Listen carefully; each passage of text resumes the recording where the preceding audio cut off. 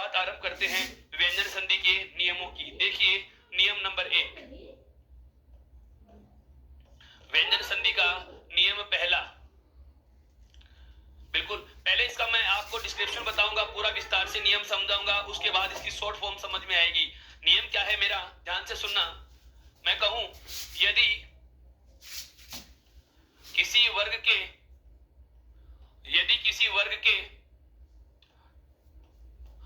प्रथम वर्ण के बाद, यदि किसी वर्ग के प्रथम वर्ण के साथ सघोष का योग हो,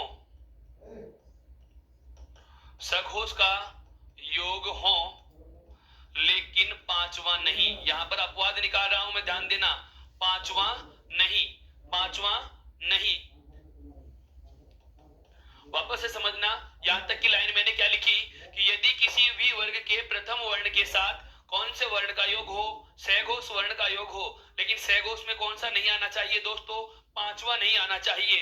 तो प्रथम वर्ण, तो प्रथम वर्ण अपने ही वर्ग के, तो प्रथम वर्ण अपने ही वर्ग के, अपने वर्ग के तीसरे में आदेश होगा, तीसरे में आदेश होगा। अब यह क्या चीज आ गई, तीसरे में आदेश होगा, इसे बहुत अच्छे से समझना। इसको तीसरे में आदेश होगा कैसे, ध्यान दें इस बात पे। मैंने क्या कहा, यदि यदि हमारे पास जो दिया गया शब्द है, हमारे पास जो दिया गया शब्द है, संधि कहां होती है, प्रथम शब्द के अंतिम वर्ण में और दूसरे शब्द के पहले वर्ण में। इस नियम को इससे समझिए, इस प्रारूप से समझाने का प्रयास कर रहा हूं। उसके बाद इसका शॉर्ट फॉर्म आपको बताऊंगा, उसका लॉजिक समझाऊंगा, उसकी ट्रिक्स बताऊंगा, पर पहले इसका विस्तार समझो बहुत आराम से। मैंने क्या कहा, मैंने कहा दोस्तों कि यदि किसी भी वर्ग के, यदि किसी भी वर्ग के कौन से वर्ण के साथ, प्रथम वर्ण के साथ, वर्ग कौन कौन से हैं, के, चे, टे, ते और पे, इन 5 वर्गों का, जैसे के वर्ग का पहला वर्ण क्या होता है मित्रों, के होता है। चे वर्ग का पहला वर्ण क्या होता है, चे होता है। टे वर्ग का पहला वर्ण क्या होता है मित्रों, टे होता है। और ते वर्ग का पहला वर्ण ते होता है। और पे वर्ग का पहला वर्ण क्या है, पे। इन 5 वर्णों के साथ, इन 5 वर्णों के साथ मेरा कहने का मतलब यह है कि प्रथम पद के अंतिम वर्ण के रूप में आपको के, चे, टे, ते, पे यहां पर मिलेंगे। प्रथम पद के अंतिम वर्ण के रूप में आपको 5 वर्गों के प्रथम वर्ण में से कोई भी वर्ण मिल सकता है। और इधर दूसरे पद का प्रथम वर्ण के रूप में कौन सा आएगा, सघोष का योग हो। किसका योग होगा मित्रों, सघोष का योग हो। अब सघोष कौन कौन से होते हैं, अभी अभी हमने बात की है क्या, प्रत्येक वर्ग का तीसरा, प्रत्येक वर्ग का चौथा और प्रत्येक वर्ग का पांचवा। इसके साथ साथ ये, रे, ले और वे, और एक उष्म का अंतिम वाला वर्ण कौन सा है, और सभी स्वर, और सभी स्वर। ध्यान देना दोस्तों, इनमें से कोई भी वर्ण यदि योग करता है, इनमें से कोई भी वर्ण यदि योग करता है, बिल्कुल इस परिभाषा को बहुत अच्छे से समझिए। हाँ, इसका शॉर्ट ट्रिक भी आपको मिलेगा, इसका बिल्कुल बिल्कुल इसका लॉजिक समझा रहा हूं, इसका विस्तार क्या है वह समझिए। क्योंकि अगर मैं सीधे ऐसे लिख देता 1 प्लस सघोष और फिर लिख देता पांचवा नहीं, 1 प्लस सघोष पांचवा नहीं, और यहाँ लिख देता 3, कुछ भी समझ में नहीं आता। हाँ दोस्तों ध्यान देना, यह इस पूरी परिभाषा, इस पूरे नियम का एक शॉर्ट प्रारूप है, लेकिन यह प्रारूप हमारे कब समझ में आएगा, जब इसका विस्तार पूरा पढ़ लेंगे। तो पहले एक बार आराम से इसके विस्तार पर चर्चा करते हैं कि ये कहना क्या चाह रहा है। क्योंकि व्यंजन संधि के जो 24 नियम आज हम पढ़ने वाले हैं, 24 नियमों पे हम चर्चा जो करने वाले हैं, उन 24 नियमों में सभी में इतनी बड़ी परिभाषाएं, इतनी बड़ी नियमावली तो लिख नहीं सकते। हम क्या करेंगे, उनके शॉर्ट फॉर्म समझेंगे, उनका जो ये लघु रूप होता है, इस लघु रूप को समझना है। और लघु रूप कब समझ में आएगा, जब आरंभ के 2-3 नियमों की हमें पूरी शब्दावली पता हो कि इस लघु रूप का फुल फॉर्म क्या होता है, इस लघु रूप का विस्तार क्या होगा। बिल्कुल बिल्कुल, इसका जो हमने लघु रूप लिखा है, इसका भाव विस्तार क्या होता है, इसका पल्लवन क्या होता है। तो हम क्या करते हैं, पहले इसका विस्तार समझते हैं। मैंने कहा कि यदि किसी भी वर्ग के प्रथम वर्ण के स्थान पर, अर्थात यहाँ पर तो कौन सा है, कोई भी वर्ग का पहला वर्ण है, प्रथम पद के अंतिम वर्ण के रूप में किसी भी वर्ग का प्रथम वर्ण होगा, यहाँ पर ध्यान दीजिएगा। उसके साथ किसका योग हो रहा है मित्रों, सघोष का। सघोष किसे कहा जाता है, किसी भी वर्ग का तीसरा हो, चौथा हो या पांचवा, इसके साथ साथ ये, रे, ले, वे और है, और सभी स्वर। ये सभी वर्ण क्या कहलाते हैं दोस्तों, सघोष कहलाते हैं। क्या कहलाते हैं? सघोष कहलाते हैं। लेकिन यहाँ पर एक शर्त और आ गई कि सघोष के रूप में पांचवा नहीं होना चाहिए। सघोष के रूप में यहाँ पर पांचवा नहीं होना चाहिए, अर्थात यह जो पांचवा वर्ण है, यह जो पांचवा वर्ण है, इसे आप योग नहीं कराओगे। अर्थात अब जो दूसरा नियम होगा वह यहीं से निकलेगा, वह यहीं से निकलेगा। पहले इसी को समझिए कि यदि प्रथम पद के अंतिम वर्ण के रूप में, यदि प्रथम पद के अंतिम वर्ण के रूप में किसी भी वर्ग का पहला वर्ण है और इसके बाद यहाँ पर योग किसका हो रहा है दोस्तों? सघोष वर्ण का योग हो रहा है। किसका योग हो रहा है? सघोष का योग हो रहा है। लेकिन सघोष के अपवाद के रूप में हमने क्या चीज छोड़ी है? सघोष के अपवाद के रूप में क्या चीज छोड़ी है दोस्तों? पांचवा नहीं होना चाहिए। कौन सा नहीं होना चाहिए? पांचवा नहीं होना चाहिए। तो आप यहाँ लिख देंगे क्या? पांचवे के अलावा या पांचवा नहीं। अर्थात मेरा कहने का आशय यह है कि प्रथम पद के अंतिम वर्ण के रूप में तो वर्ग का पहला वर्ण होगा और दूसरे पद के पहले वर्ण के रूप में कोई भी सघोष होगा। लेकिन सघोष में कौन कौन सा?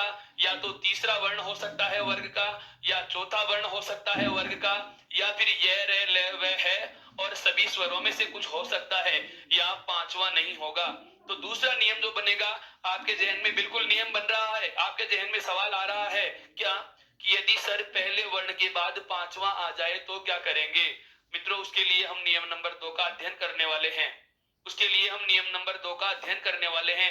पहले केवल इसी की बात करते हैं। पहले केवल आराम से इसी को समझिए क्या कि यदि वर्ग के पहले वर्ण के बाद, यदि वर्ग के पहले वर्ण के बाद, यदि वर्ग के पहले वर्ण के बाद सघोष का योग हो, पांचवे के अलावा सघोष का योग हो, तो बदलाव क्या होगा? तो दोस्तों ऐसी स्थिति में यह पहला वर्ण, यह पहला वर्ण अपने ही वर्ग के तीसरे में बदल जाएगा।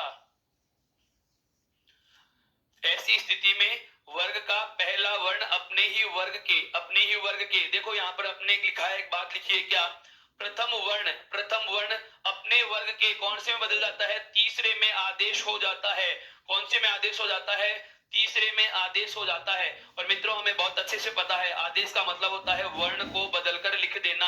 अर्थात जो वर्ग का प्रथम वर्ण है उसके स्थान पर हम बदलकर क्या लिख देंगे? तीसरा वर्ण लिख देंगे दोस्तों। कौन सा लिख देंगे? तीसरा वर्ण लिख देंगे। यह पूरा नियम आपके समझ में आया क्या? बिल्कुल आराम से देखो इसको एक बार हम वापस से समझते हैं।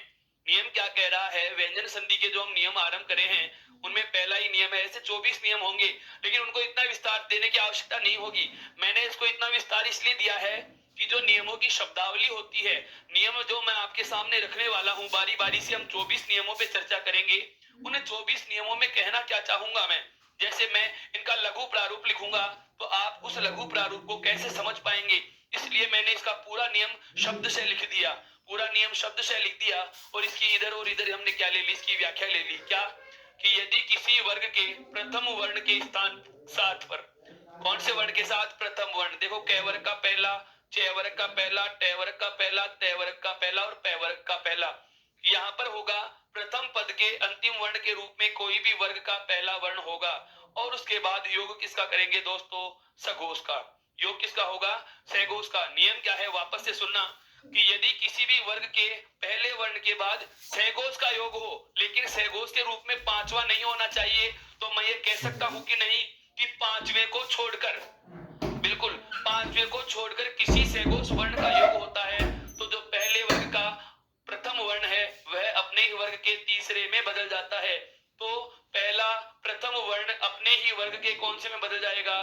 तीसरे में बदल जाता है। आदेश का मतलब बदल जाता है। अब इस पूरे प्रारूप को एक शॉर्ट फॉर्म में समझो। हमने क्या जाना दोस्तों? हमने यह जाना है कि प्रथम पद के अंतिम वर्ण के रूप में यहाँ पर क्या है? पहला वर्ण है। उसके बाद में योग किसका हो रहा है दोस्तों? उसके बाद योग किसका हो रहा है? सघोष का। योग किसका हो रहा है? सघोष का। और सघोष में एक अपवाद हमने जाना क्या?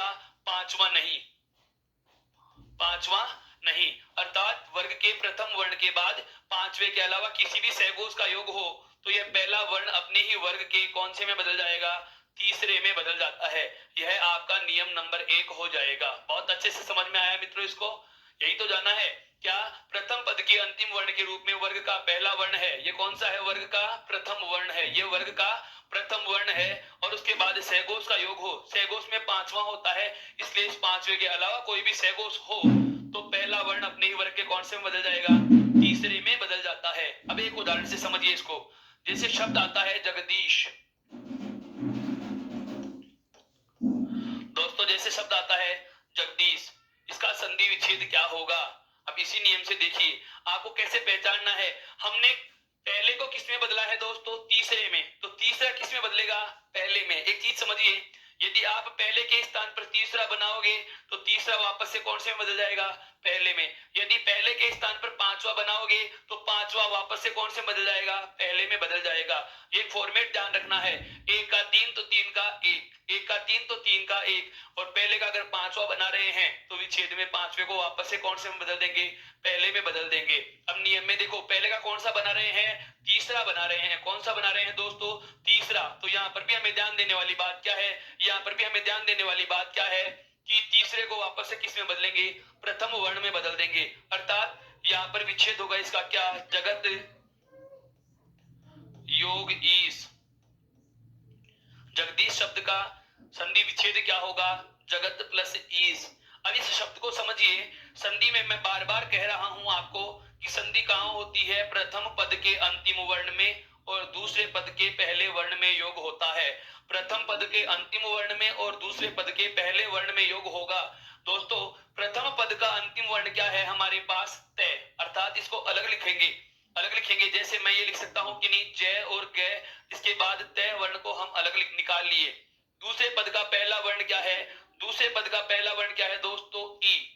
और इस ई के बाद में योग किसका हो रहा है? ई के बाद में योग किसका हो रहा है? श का। तो यहाँ पर ध्यान देने वाली बात है, यहाँ पर ध्यान देने वाली बात क्या है? हमें दिखाई दे रहा है क्या? प्रथम पद का जो अंतिम वर्ण है वह तय वर्ग का पहला वर्ण है। वह क्या है दोस्तों? तय वर्ग का पहला वर्ण है। और इधर क्या आ रहा है? स्वर। अब इसको एक बार इधर देखिए, आपको दिया गया है क्या? तय, और तय के बाद में क्या दिया गया है? स्वर। और अब हमें बहुत अच्छे से पता है कि स्वर क्या होता है दोस्तों? सघोष। क्या होता है दोस्तों? सघोष होता है। अब यहाँ पर आ जाओ, नियम पे आओ। नियम क्या कह रहा है कि यदि वर्ग के प्रथम वर्ण के बाद, यदि वर्ग के प्रथम वर्ण के बाद सघोष का योग हो पांचवे के अलावा, यहाँ पर सघोष है और कोई वर्ग का पांचवा भी नहीं है, तो पांचवे के अलावा किसी भी सघोष का योग होता है, तो आप इस पहले वर्ण को, इस पहले वर्ण को इसी वर्ग के कौन से में बदल देंगे? तीसरे में बदल देंगे। कौन से में बदल देंगे दोस्तों? तीसरे में बदल देंगे। अर्थात तय के स्थान पर क्या हो जाएगा? तय। तय के स्थान पर क्या हो जाएगा? तय। मैंने आपको बताया था तय वर्ग का पहला वर्ण तय, दूसरा थ, और तीसरा होता है दोस्तों दवात वाला तय।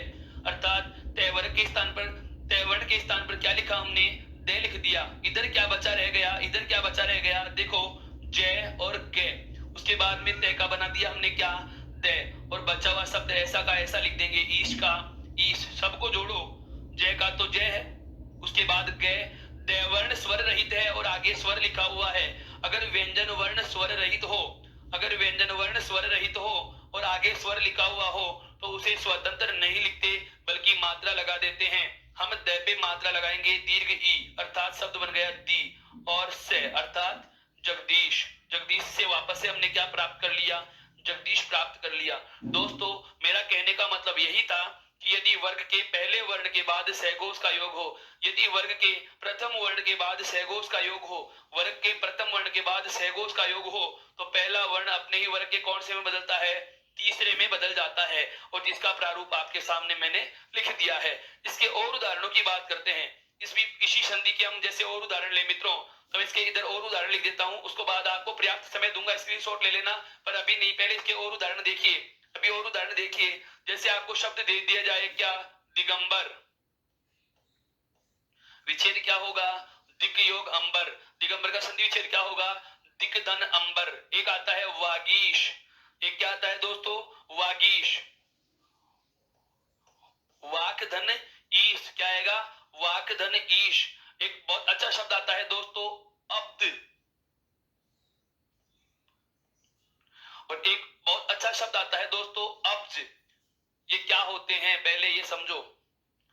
अब्द और अब्ज, इन दोनों शब्दों का मैं इनके नीचे संधि विच्छेद भी लिख रहा हूं। अब्द का संधि विच्छेद होता है अप प्लस द, और इस अब्द का संधि, अब्ज का संधि विच्छेद होगा अप धन जय। इसमें अंत में द जुड़ा हुआ है और इसके अंत में जय जुड़ा हुआ है। ध्यान देना, दो प्रत्यय हैं, एक तो है कौन सा, जय, बहुत बार आएंगे ये, और एक होता है कौन सा, द। ये दोनों प्रत्यय होते हैं, ये दो प्रत्यय एक अपने आप में सार्थक प्रत्यय होते हैं, अर्थात इनका कोई ना कोई अर्थ निकलता है। और अर्थ क्या निकलता है, यदि किसी शब्द के आगे आप द प्रत्यय के रूप में जोड़ देंगे, यदि किसी शब्द के आगे आप द प्रत्यय के रूप में जोड़ देते हैं तो इसका अर्थ निकलता है देने वाला। इसका अर्थ क्या निकलता है दोस्तों, देने वाला। और यदि जय का प्रत्यय आप योग करते हैं तो जय प्रत्यय का अर्थ निकलता है जन्म लेने वाला। जय प्रत्यय का अर्थ क्या निकलता है दोस्तों, जन्म लेने वाला। और दय प्रत्यय का अर्थ क्या निकलता है, देने वाला। और जो अप लिखा हुआ है, जो अप लिखा हुआ है दोस्तों, यह है पर्याय शब्द है जल का। किसका पर्याय शब्द है, जल का पर्याय शब्द है। अब आप इनका अर्थ समझ चुके होंगे कि इन शब्दों का अर्थ क्या होगा। मैं वापस से बोल रहा हूं, मेरी बात ध्यान से सुनना। यदि दय प्रत्यय जुड़ा हुआ हो, यदि दय प्रत्यय जुड़ा हुआ हो तो अर्थ होता है देने वाला। क्या होता है, देने वाला। केवल संधि पढ़ना ही आपका उद्देश्य नहीं होना चाहिए। मैं यहाँ से आपको एक बहुत गजब की चीज बताने वाला हूँ, अभी आपको समझ में आएगा ये कि मेरा उद्देश्य क्या था। जय प्रत्यय जुड़ा हुआ हो तो उसका अर्थ होता है जन्म लेने वाला। उसका अर्थ क्या होता है, जन्म लेने वाला। और अप जो शब्द है इसका शाब्दिक अर्थ होता है क्या, जल या पानी, जल या पानी। अब यहाँ पर क्या लिखा हुआ है, अप धन दय। अप का मतलब जल और दय का मतलब देने वाला। जल देने वाला कौन होता है दोस्तों, बादल। कौन होता है, बादल। अर्थात अब्द जो शब्द है, अब्द जो शब्द है वह किसका पर्यायवाची होता है, बादल का। जरूरी नहीं कि पर्यायवाची शब्दों में पर्यायवाची पढ़े वही परीक्षा में आए, संधि में भी पर्यायवाची शब्द आ सकते हैं, उन पे भी हम चर्चा करते चलेंगे। ऐसे ही तो एक दूसरे से टॉपिक को जोड़ते हुए पढ़ना है कि अब्द शब्द का शाब्दिक अर्थ क्या होता है, जल देने वाला, अर्थात बादल का पर्यायवाची। और अब्ज का मतलब क्या होगा, जल में जन्म लेने वाला, जल में जन्म लेने वाला, जिसका एक पर्यायवाची आप लिखते हो जलज। यह जलज ही क्या है, जल में जन्म लेने वाला। यह जलज ही क्या है, अब्ज है, अर्थात जल में जन्म लेने वाला। किसका पर्यायवाची होता है दोस्तों, कमल का पर्यायवाची होता है। किसका पर्यायवाची होता है, कमल का पर्यायवाची होता है। तो ध्यान दे, संधि पूछे तो व्यंजन संधि, और यदि आपको पर्याय पूछे तो ये किसके पर्यायवाची हैं दोस्तों, दोनों अब्द और अब्ज क्रमशः बादल और कमल के पर्यायवाची हैं। आगे बढ़ते हैं, आगे बढ़ते हैं। देखो एक बहुत अच्छा शब्द इसी से और बना रहा हूं मैं। एक शब्द आता है अबजात, एक शब्द क्या आता है, अबजात। आपने पढ़ा होगा जलजात, जल में जन्म लेने वाला, वही अबजात है, पानी में जन्म लेने वाला। कमल का पर्यायवाची यह भी है, इसी में आता है। तिप धन आदि बराबर होता है दोस्तों तिबादी। क्या होता है, तिबादी। सुप प्लस अंत बराबर होता है दोस्तों सुबंत। क्या होता है दोस्तों, सुबंत होता है। क्या होता है, सुबंत होता है। बिल्कुल बहुत अच्छे से समझना है इसको, बहुत अच्छे से समझना है। क्यों, क्योंकि ये हमारे संधि में काम आते हैं। संधि के साथ साथ ये पर्यायवाची की दृष्टि से भी बहुत ज्यादा, पर्यायवाची दृष्टि से भी बहुत ज्यादा क्या है ये दोस्तों, महत्वपूर्ण है। तो मेरा कहने का मतलब यह हुआ, मेरे कहने का मतलब यह हुआ, अब जो नियम की बात जो अपन केवल संधि के संदर्भ से बात करने वाले हैं उस चीज को समझिए। संधि के संदर्भ से समझना है हमें केवल क्या, कि पहला नियम जो व्यंजन संधि का है वह क्या है कि यदि वर्ग के प्रथम वर्ण के बाद, यदि वर्ग के प्रथम वर्ण के बाद सहघोष का योग हो पांचवें के अलावा, तो पहला वर्ण अपने ही वर्ग के, तो पहला वर्ण अपने ही वर्ग के कौन से में बदल जाता है, तीसरे में बदल जाता है। और जिसके हमने एक उदाहरण और अन्य उदाहरणों से भी इसको जानने का प्रयास किया है। बिल्कुल आप इसका स्क्रीनशॉट ले सकते हैं। इसके बाद हम बात करते हैं नियम नंबर 2 की।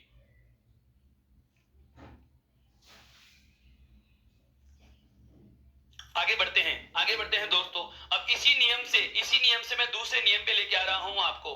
आपके जहन में एक बात चल रही है, आपके जहन में एक बात यह चल रही है क्या, कि सर आपने कहा कि यदि वर्ग के प्रथम वर्ण के बाद, यदि वर्ग के प्रथम वर्ण के बाद सहघोष का योग हो पांचवें के अलावा, तो पहला वर्ण अपने ही वर्ग के तीसरे में बदल जाता है। लेकिन यदि यहाँ पर, लेकिन यदि यहाँ पर तीसरे के स्थान पे, लेकिन यहाँ पर तीसरे के स्थान पर मान लीजिए पांचवा बनाना है, या मैं कहूं यहाँ पर आपके इस सहघोष के रूप में, यहाँ पर इस सहघोष के रूप में पांचवा ही आ जाए। क्या आ जाए दोस्तों, पांचवा आ जाए। वापस से समझना, यदि वर्ग के प्रथम वर्ण के बाद पांचवे के अलावा कोई सहघोष होता है तो पहले को आपने किसमें बदल दिया, तीसरे में बदल दिया। किस में बदल दिया, तीसरे में बदल दिया। लेकिन मान लीजिएगा, मैं नियम इधर लिख रहा हूं, यदि वर्ग के पहले के बाद में पांचवा आ जाए, कौन सा आ जाए, पांचवा ही आ जाए। दोस्तों इस चीज को बहुत बारीकी से देखो, यह इसमें बचा हुआ भाग मैंने लिख दिया, पहला वर्ग का प्रथम वर्ण और उसके बाद योग किसका हो रहा है, सहघोष का। और सहघोष में से पांचवे के अलावा सहघोष को हमने तो कौन से में बदला, तीसरे में। तो जो छोड़ा है उसी को मैंने लिख दिया कि मान लीजिए पहले के बाद में पांचवे के अलावा सहघोष आएगा तो आप पहले का तीसरा बना दोगे, लेकिन अगर पांचवा ही आ गया तो क्या करोगे। तो नियम नंबर 2 यह हो जाएगा क्या कि यदि वर्ग के प्रथम वर्ण के बाद, यदि वर्ग के प्रथम वर्ण के बाद पांचवे का योग हो, यदि वर्ग के प्रथम वर्ण के बाद पांचवे का योग हो, यदि वर्ग के प्रथम वर्ण के बाद पांचवे का योग हो, प्रथम वर्ण के बाद पांचवे का योग हो। और पांचवा कौन सा वर्ण होता है मित्रों, नासिक्य होता है। क्या होता है दोस्तों, नासिक्य होता है। यदि वर्ग के प्रथम वर्ण के बाद किसी भी नासिक्य वर्ण का योग हो, बिल्कुल ये लिखा हुआ आ सकता है, बिल्कुल ये लिखा हुआ आ सकता है क्या कि आप इसे किस नाम से जानेंगे, नासिक्य वर्ण के नाम से जानेंगे। किस वर्ण से जानेंगे, नासिक्य वर्ण से जानेंगे। कि यदि वर्ग के प्रथम वर्ण के बाद किसी नासिक्य वर्ण का योग हो तो यह जो पहला वर्ण है वो अपने ही वर्ग के कौन से में बदलता है मित्रों, पांचवे में बदल जाता है। यह आपका नियम नंबर 2 होगा। वापस से सुनना पूरी बात को। यह नियम नंबर 2 कहां से निकल के आया, पहले नियम में से निकल के आया। पहला नियम क्या है, वर्ग के प्रथम वर्ण के बाद सहघोष का योग होता है पांचवे के अलावा। वर्ग के प्रथम वर्ण के बाद, वर्ग के प्रथम वर्ण के बाद सहघोष का योग हो पांचवे के अलावा तो पहला तीसरे में बदल जाता है। फिर जहन में सवाल उठता है कि सर अगर पांचवे के अलावा कोई सहघोष होता है तो प्रथम को तीसरे में बदल देंगे, लेकिन पहले के बाद यदि पांचवा ही आ जाए तो क्या होगा दोस्तों। तो यदि पहले के बाद में पांचवे का ही योग हो जाता है तो पहला भी अपने ही वर्ग के कौन से में बदल जाएगा, पांचवे में बदल जाएगा।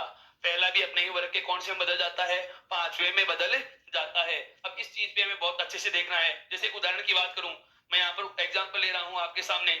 शब्द आता है वांग्मय, शब्द आता है मित्रों क्या, वांग्मय। अब मैंने अभी अभी आपको बताया था कि यदि प्रथम को तीसरा बनाया गया है, प्रथम को तृतीय बनाया गया है तो तीसरे को वापस से कौन सा बना लेंगे, पहला। और यदि पहले को पांचवे में बदला गया है तो पांचवे को वापस से कौन से में बदलेंगे, प्रथम में। यहाँ पर देखो ये क वर्ग का पंचमाक्षर है मित्रों, ये कौन सा है, क वर्ग का पांचवा अक्षर लिखा हुआ है। तो जाहिर सी बात है पांचवे को वापस से किस में बदलेंगे, पहले में बदल देंगे। किस में बदल देंगे दोस्तों, प्रथम में बदल देंगे। अर्थात इसका संधि विच्छेद होगा वाक धनमय। इसका संधि विच्छेद क्या होगा दोस्तों, वाक धनमय होगा। अब बात आती है क्या कि यह पद हमें वापस से कैसे प्राप्त हो, तो वही तरीका, प्रथम पद का अंतिम वर्ण चाहिए, प्रथम पद का अंतिम वर्ण चाहिए, प्रथम पद का अंतिम वर्ण चाहिए और दूसरे पद का पहला वर्ण चाहिए, और दूसरे पद का पहला वर्ण चाहिए। प्रथम पद का अंतिम और दूसरे पद का पहला वर्ण देखो हम लिखें तो चाहे कर सकते हैं वा और क को अलग लिख दिया। क्यों, क्योंकि प्रथम पद का अंतिम वर्ण क्या है दोस्तों, क वर्ग का पहला अर्थात क वर्ण है। कौन सा है, क वर्ण है। और इसके बाद आगे लिखा हुआ है मैं, और मैं के साथ योग हो रहा है ये का। किसका योग हो रहा है, ये का। अब ध्यान दें हमारा जो नियम है उस नियम को फॉलो करने वाली बात यहाँ लागू हो रही है।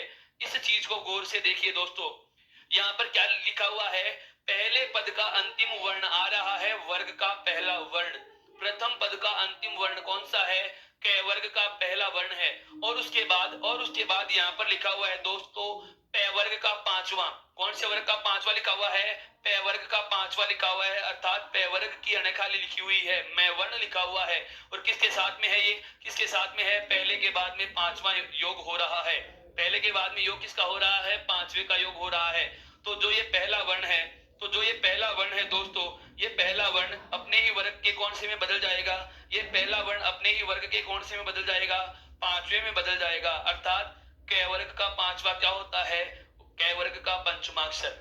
क वर्ग का क्या होता है, पंचमाक्षर। और इधर हम क्या लेंगे, बचा हुआ शेष शब्द। बचा हुआ शेष शब्द क्या है मित्रों, वा, और आगे लिखा हुआ है मैं और ये, मैं और ये।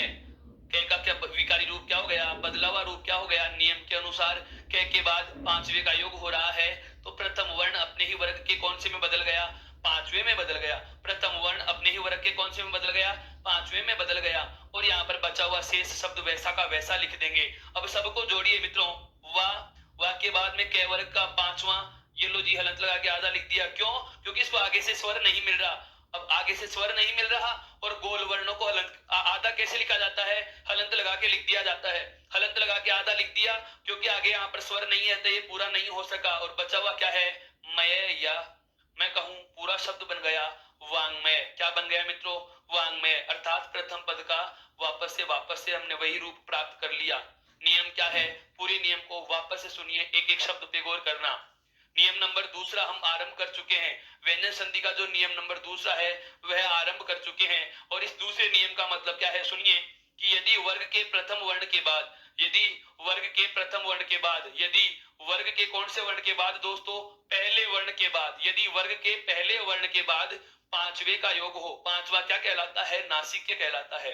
क्यों, क्योंकि सभी वर्गों के पंचमाक्षर का उच्चारण दोस्तों कहां से होता है, नासिका से होता है, नाक से होता है। नाक से उच्चारण होने का मतलब यह है कि इनका उच्चारण करते समय प्राण वायु का अधिकांश भाग नाक से बाहर आता है, नासिका से बाहर आता है, इन्हें नासिक्य कहा जाता है।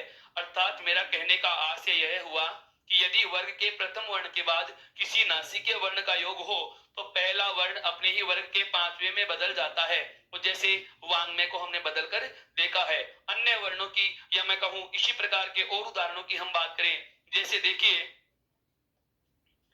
शब्द आता है सन्नारी, संधि विच्छेद क्या होगा मित्रों इसका, सत धन नारी, क्या होगा, सत धन नारी, बिल्कुल बहुत अच्छे से समझना है। जैसे शब्द आता है उम्मय, उपधनमय, एक शब्द आता है अम्मय, अपधनमय,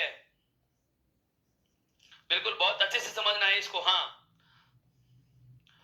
जगन माता, जगत योग माता, जगन माता का संधि विच्छेद क्या होता है दोस्तों, जगत धन माता, अर्थात जगन माता। क्यों, तैवर्ग के बाद में पांचवा आ रहा है तो तैवर्ग का पहला वर्ण तय अपने ही वर्ग के कौन से बदल गया दोस्तों, पांचवे में बदल गया। कौन से बदल गया, पांचवे में बदल गया। एक शब्द और आता है, जैसे जिसे कहते हैं जगन मोहिनी, शब्द आता है दोस्तों जगन मोहिनी, अर्थात जगत धन मोहिनी, जगन मोहिनी, क्या आता है, जगत मोहिनी। एक शब्द आता है दोस्तों श्रीमद नारायण, बहुत अच्छा शब्द है समझना, श्रीमद नारायण।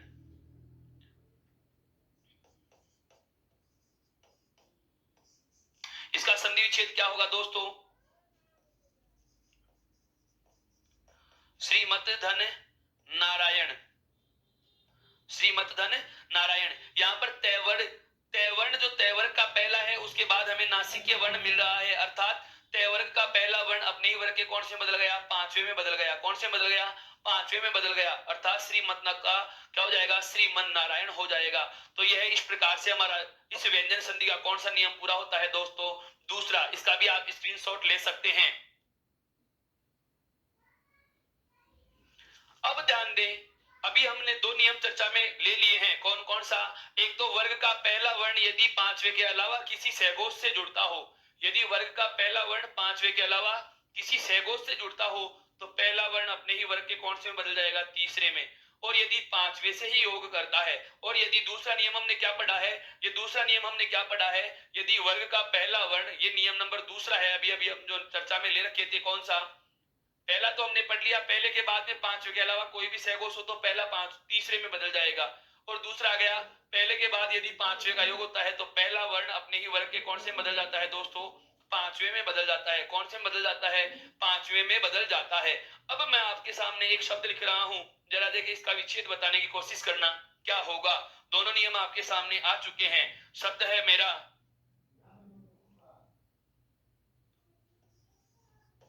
सिद्धांत। बताइए दोस्तों इसका विच्छेद क्या होना चाहिए। बिल्कुल, ये सिद्धांत ऐसे भी लिखा जा सकता है। मैंने आपको शुरू की कक्षाओं में पढ़ाया था, जब हम वर्ण व्यवस्था पढ़ रहे थे उस समय एक चीज बताई थी कि जब कभी ऊपर नीचे दो वर्ण लिखे हुए दिखे, जब कभी आपको ऊपर नीचे दो वर्ण लिखे हुए दिखे, जब कभी ऊपर नीचे दो वर्ण लिखे हुए दिखे तो आप भ्रमित मत होना कि आधा कौन सा होता है और पूरा कौन सा होता है। दोस्तों मैं वापस से बता रहा हूं, बहुत अलग चीज निकल के आने वाली है यहां से, कि जो आधा दिखता है वह तो पूरा होगा, और जो पूरा होता है बिल्कुल वह हमें आधा दिखाई देता है। अर्थात यहाँ धनुष वाला हमें पूरा दिख रहा है, लेकिन वास्तव में वो क्या है, बिल्कुल वह पूरा है। यहाँ पर क्या दिख रहा है? आधा। लेकिन दवात जो हमें दिखाई तो पूरा दे रहा है, वह क्या है? आधा है, स्वर रहित है। यह आ की जो मात्रा जुड़ी हुई है वो किस पे जुड़ी हुई है मित्रों? ध वर्ण पे जुड़ी हुई है। किस पे जुड़ी हुई है? ध वर्ण पे जुड़ी हुई है। इन दोनों प्रकार के शब्दों को आप इस प्रकार से लिख सकते हो। यहाँ तक तो कोई दिक्कत नहीं आई, लेकिन इन दोनों शब्दों का एक नया ही रूप आपके सामने मैं और रखने वाला हूं। और वह शब्द क्या है? देखो, जिसका प्रयोग हम बहुत कम करते हैं, सिद्धांत। यह आपने बहुत कम जगह पढ़ा होगा, या मैं कहूं पढ़ा ही नहीं होगा। सिद्धांत को ऐसे भी लिखा जा सकता है। आप इसे क्या पढ़ेंगे जरा बताएं मित्रों? ये सिद्धांत है, यह भी सिद्धांत है, और ये क्या है? सिद्धांत है। अर्थात इसका और इसका, इसका और इसका, अर्थात मैं कहूं इन तीनों शब्दों का उच्चारण एक जैसा हो रहा है। इन तीनों शब्दों का उच्चारण एक जैसा हो रहा है। मेरा सवाल क्या होगा, वो बात की बात है। पहले इस शब्द का रूप तो पहचान लो। देखो, ये सिद्धांत और ये सिद्धांत तो हमारे सामने बहुत बार आ चुके। बहुत बार व्यक्ति कह देते हैं मैं मेरे सिद्धांत के खिलाफ नहीं जा सकता। सिद्धांत जो लिखते हैं इसी प्रकार से लिखते हैं। बिल्कुल, आप या तो इसको संयुक्त रूप से लिख देंगे या फिर हलत लगा के लिख देंगे।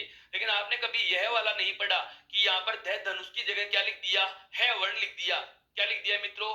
है वर्ण लिख दिया जाता है। इसी प्रकार का एक शब्द आपके सामने मैं बिल्कुल और लिखने वाला हूं। इसी प्रकार का एक शब्द आपके सामने मैं और लिखने वाला हूं दोस्तों। कौन सा है? अच्छिन। आप चाहें तो इसको ऐसे लिख सकते हैं, अच्छिन।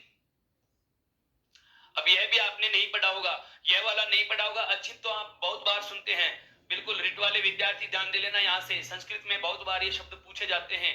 अच्छिन अर्थात बिना स्वर वाले जो वर्ण होते हैं, जिनको हम स्वर रहित कहते हैं हिंदी में, संस्कृत में उन्हें कहा जाता है अच्छिन वर्ण। क्या कहा जाता है? अच्छिन वर्ण। कैसे कहा जाता है? अभी जब इसका विच्छेद आपके सामने मैं रखूंगा, उस समय यह वाली बात आपको बहुत अच्छे से समझ में आएगी। दो शब्द हो चुके हैं दोस्तों, एक तीसरा और बता रहा हूं। तीसरा और बता रहा हूं, एक शब्द आता है उद्धार।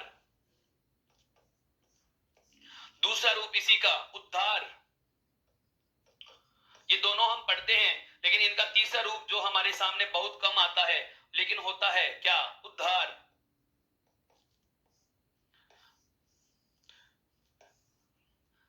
बिल्कुल बहुत अलग चीजें बता रहा हूं दोस्तों, बिल्कुल अलग चीजें बता रहा हूं। आप इन शब्दों को प्रारंभ के रूपों की मैं चर्चा कर रहा हूं, ध्यान देना। जो ये उद्धार है, यह हम पढ़े हुए होते हैं। उद्धार हम पढ़े हुए होते हैं, उद्धार हम नहीं पढ़ते। बिल्कुल, यह बहुत कम किताबों में देखने को मिलता है। सिद्धांत ये दोनों हमें लिखे हुए मिल जाते हैं, लेकिन ये सिद्धांत हमें लिखा हुआ नहीं मिलता। अर्जुन यह लिखा हुआ मिल जाता है, लेकिन यह नहीं मिलता, यह नहीं मिलता। अब बात आती है, सर प्रश्न कैसे आएगा? प्रश्न कैसे आएगा? देखो, संधि मैं आपको बहुत पहले बता चुका। संधि चाहे स्वर हो, चाहे व्यंजन हो, चाहे विसर्ग हो, प्रश्न पूछे जाने के केवल दो ही तरीके हैं। प्रश्न पूछे जाने के केवल दो ही तरीके हैं। या तो आपको शब्द देकर के संधि का नाम पूछ लेगा, या तो शब्द देकर के संधि का नाम पूछ लेगा, या फिर शब्द देकर के संधि का विच्छेद पूछ लेगा। दोस्तों, अगर आपको संधि का नाम पूछता है तो ध्यान देना, ज्यादातर प्रश्न जो बनने की संभावनाएं होती हैं, ज्यादातर प्रश्न जो बनने की संभावनाएं होती हैं दोस्तों, वो होती हैं आपकी कहां से? स्वर संधि में, यण और अयादि वाले भेद में से, यण और अयादि वाले भेद में से। लेकिन यदि संधि विच्छेद पूछा जाता है, तो वहां पर आपका प्रश्न जो उठता है वह उठता है व्यंजन या विसर्ग संधि से। क्यों? क्योंकि यहाँ पर इनका विच्छेद थोड़ा अलग होगा। यहाँ पर इनका विच्छेद हमारे लिए थोड़ा क्या होता है? कठिन होता है। तो इसको समझो कि ये मैंने क्या लिख दिए, ये कौन सी बला आ चुकी है हमारे सामने। एक शब्द और लिख देता हूं, चलो आपके साथ मैं बिल्कुल बहुत सारी चीजें, अलग चीजें मैं आपके साथ शेयर कर रहा हूं। एक शब्द मैं यहाँ पर और लिख रहा हूं, ध्यान देना दोस्तों। एक शब्द आता है वाघरी। वाघरी। और इसी शब्द को हम चाहें तो लिख सकते हैं, इसी शब्द को हम चाहें तो लिख सकते हैं वाघरी। क्या लिख सकते हैं? वाघरी। ये दो दो शब्द, दो दो रूपों में आपके सामने मैं चार शब्द लिख चुका हूं। कौन कौन से? सिद्धांत, उद्धार, अच्छिन और वाघरी। ये क्या है? परेशानियां कहां आती हैं समझना। पहला प्रश्न मैं आपसे पूछूं, इन सभी शब्दों में संधि कौन सी होगी? तो एक छोटी सी पहचान बता रहा हूं मित्रों, बहुत अच्छे से याद रख लेना, बहुत अच्छे से याद रखना। व्यंजन संधि की पहचान कैसे करें, व्यंजन संधि का मतलब कैसे समझ में आए कि यहाँ पर व्यंजन संधि होगी या नहीं, तो ध्यान देना। या तो आपको शब्द में पहला वर्ण, शब्द का कौन सा वर्ण? पहला वर्ण। या फिर आपको शब्द में वर्ग का कौन सा वर्ण? तीसरा। या फिर आपको शब्द में वर्ग का कौन सा वर्ण? पांचवा। अर्थात जो अल्प प्राण वर्ण होते हैं, पहला, तीसरा और पांचवा, चाहे वो कोई भी वर्ग का क्यों ना हो, चाहे वो कै वर्ग का हो, चाहे टे वर्ग का हो, चाहे चे वर्ग का हो, चाहे ते वर्ग का हो, चाहे पे वर्ग का हो, किसी भी वर्ग का, किसी भी वर्ग का आपको, किसी भी वर्ग का आपको पहला तीसरा या पांचवा वर्ण आधा मिले, पहला तीसरा या पांचवा वर्ण आधा मिले, तो आप अगर संधि पर रिस्क ले हो तो वहां संधि कौन सी उठाना, व्यंजन वाली। कौन सी संधि उठानी है आपको, व्यंजन संधि। इन सभी शब्दों में आप देख सकते हो दे आधा है, तीसरा है, दे आधा है, तीसरा है, ग आधा है, कै वर्ग का तीसरा है, यहाँ पर भी जय आधा है, ये चे वर्ग का तीसरा है। अर्थात दोस्तों हमें इन सभी उदाहरणों में कौन सा वर्ण आधा दिख रहा है, तीसरा वर्ण आधा दिख रहा है। अर्थात संधि तो कौन सी होगी, व्यंजन। संधि तो कौन सी होगी, व्यंजन। अब बात आती है सर इनका विच्छेद कैसे होगा। अब बात आती है क्या कि सर इनका विच्छेद कैसे होगा। तो दोस्तों विच्छेद को समझने से पहले आपको मैं एक बात बताना चाहता हूं। मैं इन सभी शब्दों का वही संधि विच्छेद क्रम से लिख रहा हूं। देखो सबसे पहले मैं लिखूंगा वागरी का संधि विच्छेद। किसका, वागरी का संधि विच्छेद। इस शब्द के अकॉर्डिंग, इस शब्द के अकॉर्डिंग इस संधि, इसका विच्छेद होना चाहिए वाक योग घरी। क्या होना चाहिए दोस्तों, वाक धन घरी। क्यों, मुझे पता है कि वर्ग के प्रथम वर्ण के बाद सहघोष जुड़ता हो। यदि वर्ग के प्रथम वर्ण के बाद कौन सा जुड़ता हो, सहघोष। और हमें यह पता है कि ये कै वर्ग का कौन सा वर्ण है, घड़ी वाला है, चौथा वर्ण है। कौन सा वर्ण है, चौथा वर्ण है। और पहले वर्ण के बाद चौथा जुड़ रहा है, तो ये पहला वर्ण अपने ही वर्ग के कौन से में बदल जाएगा, तीसरे में बदल जाएगा। अर्थात कै के स्थान पर क्या वर्ण आदेश हो जाएगा, गै वर्ण आदेश हो जाएगा। अर्थात यह शब्द हमें प्राप्त हो जाएगा, यह शब्द हमें प्राप्त हो जाएगा। बिल्कुल बिल्कुल, बहुत अच्छे से समझो। वापस से लिख रहा हूं दूसरा, जैसे आपके सामने लिखा हुआ आ गया अच्छिन, इसका संधि विच्छेद क्या होगा। और पहला ही विकल्प आपको दिया गया है क्या, अच योग झिन, अच योग झिन लिखा हुआ है। अब ध्यान दो, प्रथम पद का अंतिम वर्ण क्या है दोस्तों, चे। और दूसरे पद का पहला वर्ण क्या है, दूसरे पद का पहला वर्ण क्या है, चे वर्ग का चौथा। अर्थात एक के बाद, अर्थात पहले वर्ण के बाद में हमें चौथा वर्ण मिल रहा है। या मैं कहूं नियम नंबर 1 का यहाँ दोहरान हो रहा है। यहाँ पर क्या हो रहा है, नियम नंबर 1 का दोहरान हो रहा है। दोस्तों एक बार नियम नंबर 1 को वापस से देख लीजिएगा आप। नियम नंबर 1 में हमने क्या पढ़ा कि यदि वर्ग के पहले वर्ण के बाद सहघोष आए तो पहला कौन से में बदल जाएगा, तीसरे में बदल जाएगा। कौन से में बदल जाएगा, तीसरे में बदल जाएगा। बताओ यहाँ पर पहले के बाद सहघोष आ रहा है या नहीं, सहघोष आ रहा है। तो मैं इसके स्थान पर तीसरा लिख दूंगा क्या, जय। और इधर क्या लिखा हुआ है, ए। और आगे क्या लिखा हुआ है, जी और ने। अर्थात दोस्तों इसका रूप क्या बन गया, ए जय जी और ने। इस प्रकार से आप इसका रूप तो बना लोगे। लेकिन मित्रों यह वाला संधि विच्छेद गलत होगा, यह वाला संधि विच्छेद गलत होगा। अब आप कहोगे सर हमारे नियम के अनुसार तो यह रूप सही है, शब्द को तोड़ भी सकते हैं और जोड़ करके वापस से हमने आरंभिक रूप भी प्राप्त कर लिया, तो यह संधि विच्छेद गलत क्यों हुआ। मित्रों आप जरा ये दिमाग तो लगाओ कि मैंने ये चार शब्द इतनी प्रकार से क्यों लिख दिए। बिल्कुल ये चारों के चारों एनसीईआरटी में नहीं मिलेंगे, ढूंढने का प्रयास भी मत करना। बिल्कुल बहुत अलग तथ्य बताने वाला हूं इनके संदर्भ में मैं आपको।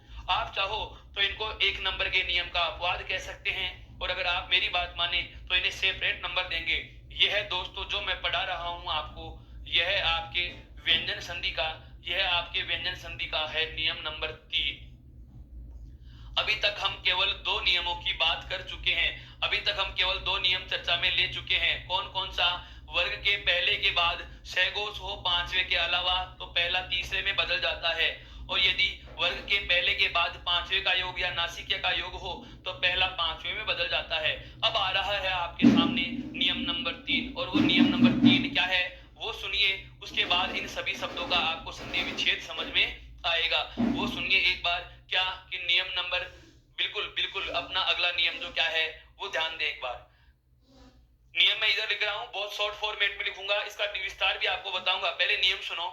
वर्ग के पहले वर्ण के बाद, यदि वर्ग के पहले वर्ण के बाद है वर्ण का योग हो, कौन से वर्ण का योग हो दोस्तों, है वर्ण का योग हो। यदि वर्ग के प्रथम वर्ण के बाद है वर्ण का योग हो, दोस्तों ये है वर्ण सहघोष होता है, देख लीजिएगा।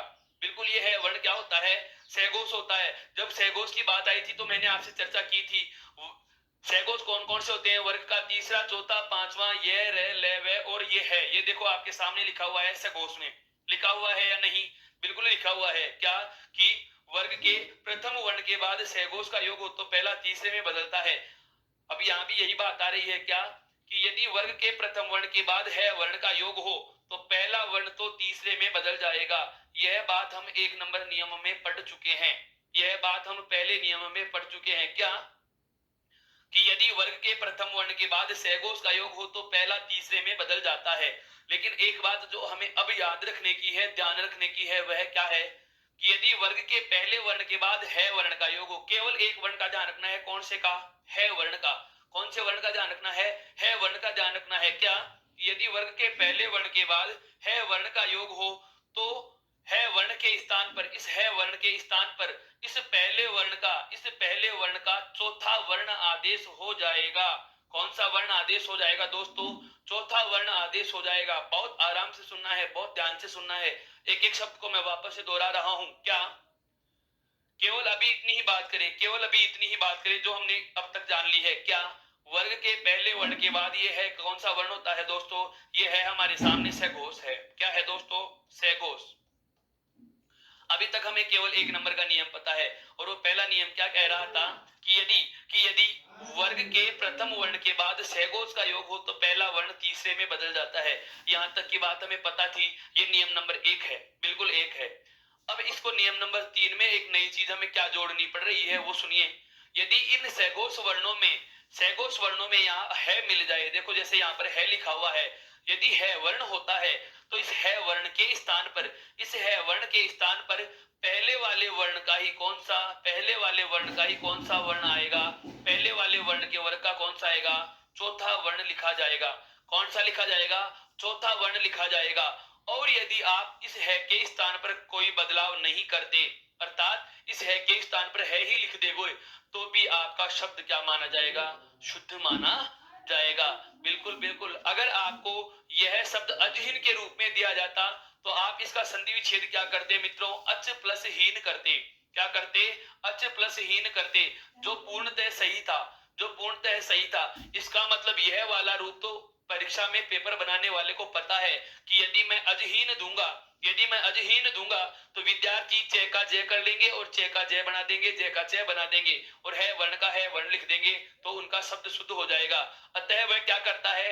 इस प्रकार का आपको संधि विच्छेद देने से पहले ये जो शब्द है यह इस रूप में न देकर अजहीन देता है। क्या देता है? अजहीन देता है। अब दोस्तों हमें इसी संधि विच्छेद से यह वाली चीज कैसे प्राप्त करनी है वो सुनिए, वो सुनिए। नियम नंबर हमारा 3 क्या कह रहा है? नियम नंबर हमारा 3 क्या कह रहा है कि यदि वर्ग के पहले वर्ण के बाद है वर्ण का योग हो, यदि वर्ग के पहले वर्ण के बाद है वर्ण का योग हो तो पहला वर्ण तो तीसरे में बदल जाएगा और है वर्ण के स्थान पर उसी वर्ग का कौन सा वर्ण आ जाता है? चौथा वर्ण आ जाता है। यदि आप है के स्थान पर कोई बदलाव नहीं करते, यदि आप है के स्थान पर कोई बदलाव नहीं करते तो भी आपका शब्द शुद्ध माना जाएगा। अब मैं इनका विच्छेद कर रहा हूं, ध्यान देना। बिल्कुल, अब मैं इसका विच्छेद करूंगा। कौन से शब्द का? जो हमारे पास लिखा हुआ है, कौन सा? अज्जिन लिखा हुआ है। क्या लिखा हुआ है दोस्तों?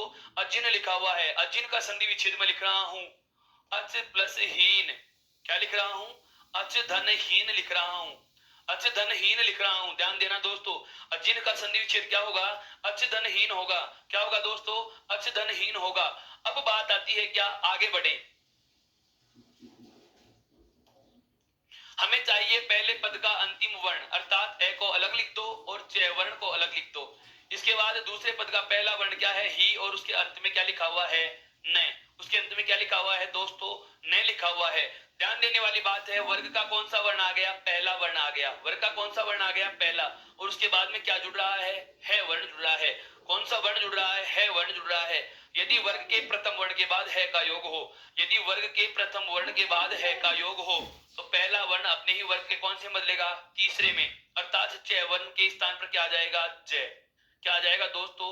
जय आ जाएगा। और इस है वर्ण के स्थान पर क्या लिखेंगे? इसी प्रथम वर्ण का चौथा, और प्रथम वर्ण का इस वर्ग का चौथा कौन सा होता है? जय होता है। क्या होता है दोस्तों? जय होता है।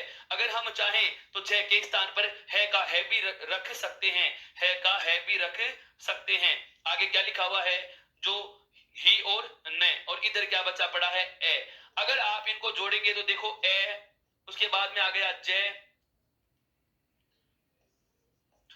उसके बाद में इन दोनों में से कोई एक लेना है, इन दोनों में से कोई एक लेना है। क्यों? क्योंकि आप चाहो तो चौथा वर्ण लिख सकते हो, आप चाहो तो है वर्ण लिख सकते हो। और है वर्ण में मात्रा कौन सी जुड़ी हुई थी दोस्तों? बड़ी ई की। और उसके बाद में क्या लिखा हुआ है? ने। ये बीच में विकल्प चिन्ह मैंने इसलिए लगा दिया, बीच में ये विकल्प चिन्ह मैंने इसलिए लगा दिया, महत्वपूर्ण जो यहाँ पर विकार ध्यान रखने का है वह कौन सा है? यह वाला महत्वपूर्ण विकार जो हमें याद रखना है वह कौन सा है? क्या? कि यदि वर्ग के पहले वर्ण के बाद है का योग हो, यदि वर्ग के प्रथम वर्ण के बाद है वर्ण का योग हो, तो आप वर्ग के पहले वर्ण को तो कौन से में बदलोगे? तीसरे में बदल दिया। च को तो तीसरे में बदल दिया, और इस है वर्ण के स्थान पर कौन सा ले लेंगे? चौथा। यहाँ पर च वर्ग का चौथा क्या होता है? छ। और यदि है वर्ण के स्थान पर आप चौथा नहीं लिखो तो है का है भी लिखा जा सकता है। यहाँ पर यह है का है भी लिखा जा सकता है। मैंने यहाँ पर चौथा भी लिख दिया है और है भी लिख दिया। आप इन दोनों में से कोई एक लेकर के आप अपना शब्द बना सकते हैं। देखिए जैसे इधर क्या हो जाएगा, सबसे पहले तो ए के बाद में जय आधा है, बिल्कुल जय आधा। इन दोनों में से कोई एक लो, जैसे मैंने जय ले लिया, जय आधा है, फिर पता चला आगे बड़ी ई है तो ये बड़ी ई की मात्रा लगा दी, और अंत में क्या लिखा हुआ है दोस्तों? न। अर्थात शब्द क्या बन गया मेरा? अच्छिन। शब्द क्या बन गया मेरा? अजहीन बन गया। अगर चाहें तो यहाँ पर जय के स्थान पर है से शब्द बनाएंगे तो कैसे बन जाएगा? देखो ए का तो ए रह गया, उसके बाद में जय आधा है, उसके बाद में जय आधा है तो जय को आधा ही लिखेंगे, उसके बाद जय आधा है तो जय को आधा ही लिख देंगे। आधा जय के बाद में आता है कौन सा? आपका है, और है में मात्रा किसकी है? बड़ी ई की, और उसके बाद में क्या है? न। अर्थात अधहीन का अधहीन। बहुत अच्छे से समझो इसको मित्रों। ये आपके नियम नंबर 3 है, जिसे आप पहले नियम का उपनियम भी कह सकते हैं या एक स्वतंत्र नियम का नंबर भी दे सकते हैं। आपके सामने बहुत अलग तथ्य रखने वाला हूं। ये अलग तथ्य इसलिए ज्यादा महत्वपूर्ण हो गया कि परीक्षा में आपके सामने आवश्यक नहीं कि सिद्धांत ही दे। अगर सिद्धांत देगा तो हर कोई विच्छेद कर देगा। जैसे अभी सिद्धांत का संधि विच्छेद क्या होगा? सिद्ध धन हांत। क्या होगा? सिद्ध धन हांत। लेकिन इस सिद्ध धन हांत ये संधि विच्छेद तो सही हो गया, ये शब्द दे दिया तो। लेकिन अगर आपको ये सिद्धांत ऐसे लिखा हुआ दे रहा है, अर्थात है के स्थान पर ध दे देता है के स्थान पर ध दे देता है, तो भी इसका संधि विच्छेद यही होगा। बस महत्वपूर्ण बात हमें यही ध्यान रखनी है कि चाहे है आए, चाहे चौथा आए, चाहे है आए, चाहे चौथा आए, शब्द के संधि विच्छेद में कोई बदलाव नहीं होगा। शब्द के संधि विच्छेद में कोई बदलाव नहीं होगा। और उसे पता होता है, पेपर बनाने वाला बहुत अच्छे से जानता है कि यदि मैंने उद्धार शब्द लिख दिया तो विद्यार्थी इसका संधि विच्छेद उत्तदनहार करेगा, उत्तदनहार करेगा, जो पहले नियम से आराम से तोड़ सकेगा। लेकिन अगर उद्धार दे दिया या उद्धार दे दिया, उद्धार नहीं देता है, तो यहाँ पर उसका विद्यार्थी विच्छेद कौन सा करते हैं? उत्तदनधार करते हैं। कौन सा करते हैं? उत्तदनधार करते हैं, जो गलत हो जाएगा। चाहे ध आए और चाहे है आए, मेरा मतलब यह है कि चाहे चौथा लिखा हुआ आए और चाहे है लिखा हुआ आए, दोनों ही स्थितियों में आपको संधि विच्छेद में कौन सा वर्ण लेना है मित्रों? है वर्ण का प्रयोग करना है। किसका प्रयोग करना है? है वर्ण का प्रयोग करना है। यह है आपका नियम नंबर तीसरा। यह नियम नंबर कौन सा है आपकी व्यंजन संधि में? तीसरा। अर्थात एक बात, पूरी बात वापस से सुनिए कि यदि वर्ग के पहले वर्ण के बाद है वर्ण का योग हो, यदि वर्ग के पहले वर्ण के बाद है वर्ण का योग हो, तो पहला वर्ण अपने ही वर्ग के तीसरे में बदल जाता है, और है वर्ण के स्थान पर, और है वर्ण के स्थान पर उसी वर्ग का चौथा वर्ण आदेश हो जाएगा। यदि है के स्थान पर है भी रखा जाए तो भी शब्द शुद्ध माना जाता है। यह आपका महत्वपूर्ण नियम है, यह आपका नियम है। और इसके चारों तरफ मैंने आपके 4 उदाहरण लिख दिए हैं। एक तो आपका आ गया कौन सा? उद्धार। एक आ गया सिद्धांत। इनमें से कोई सा भी रूप आपको मिल सकता है। एक शब्द है कौन सा? वागरी। और एक शब्द है आपका कौन सा मित्रों? अच्छिन। अब आप इसका स्क्रीनशॉट ले सकते हैं आराम से। फिर आगे बढ़ते हैं।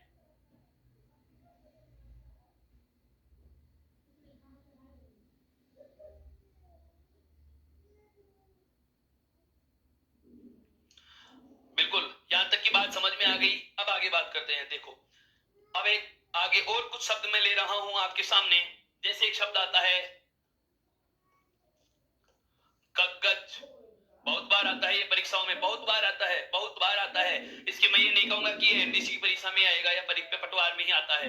बिल्कुल एसआई में भी पूछा जा सकता है, व्याख्याता भर्ती परीक्षाओं में भी पूछा जाता है, या मैं कहूं हिंदी पाठ्यक्रम में संधि बिंदु जहां भी होता है, इस कगज वाले शब्द पे विशेष ध्यान दे लेना, क्योंकि ये कगज शब्द बहुत बार पूछा गया है। इसका जो संधि विच्छेद होता है, इसका जो संधि विच्छेद होता है, इसमें बहुत बढ़िया बढ़िया विद्वान भी, हाँ बिल्कुल बिल्कुल, चकमा देने वाले शब्द हैं ये दोस्तों, चकमा देने वाले शब्द हैं ये। क्यों है? अपवाद नहीं कह सकते इनको, अपवाद उसे कहा जाता है जिसमें कोई नियम ना लगे। अपवाद आप उसे ही कहेंगे जिसमें कोई नियम न लगे। लेकिन यहाँ पर तो मित्रों मैं आपको बार बार कह रहा हूँ, यहाँ पर तो मैं आपको बार बार कह रहा हूँ क्या कि इनमें तो नियम लग रहे हैं, इनमें नियम लग रहे हैं, ये अपवाद नहीं है, इनमें नियम लागू हो रहे हैं। और नियम कौन से हैं, उन नियमों की हम चर्चा भी कर रहे हैं। देखिए एक शब्द है कौन सा, कग्गज। एक शब्द आता है मित्रों कौन सा, युद्ध। युद्ध को आप ऐसे भी लिख सकते हो जिसमें यानी कि दैदवाद को आधा और धनुष को इधर से पूरा, अर्थात हलंत लगा के भी लिख सकते हैं। संयुक्त रूप में नहीं लिखे तो हलंत लगा के भी इसको लिख सकते हैं। एक शब्द आता है बुद्धि। एक शब्द आता है कौन सा, बुद्धि। अगर हम चाहें तो बुद्धि को ऐसे भी लिख सकते हैं। तीनों ही शब्द हैं आपके सामने। फिर से मैं आपसे वही सवाल करूंगा मित्रों, इनका संधि विच्छेद बताएं। बिल्कुल इनका संधि विच्छेद बताएं। मैं आपके सामने विकल्प रखूंगा, कक प्लस गज, कक प्लस गज। उसके बाद दूसरा विलोम लिखा, विच्छेद लिखा है मैंने, कग धन गज। उसके बाद मैंने लिखा है कग धन गज,